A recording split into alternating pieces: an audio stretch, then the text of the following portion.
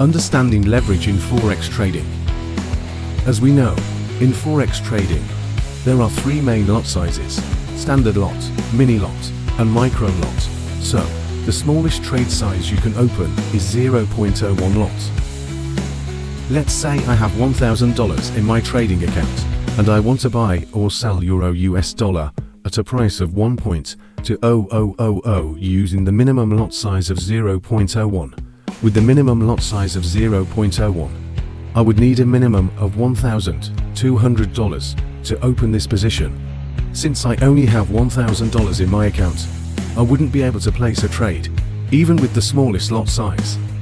So, now we need a leverage. Leverage is a loan provided to the trader by the broker, and it's expressed in the form of a ratio such as 150, 1 to 100, 1 to 200, 1 to 250, 1 to 500, and so on.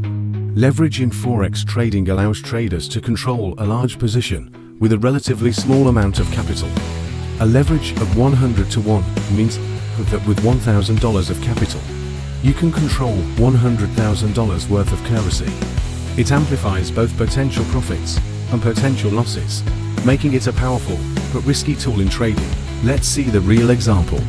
Let's say I have $1,000 in my trading account, and using the leverage 1 to 100, if I decides to buy one lot Euro/US at a price of 1.2000 and close my position at 1.2100, so I will almost double my capital with $1,000 of profit.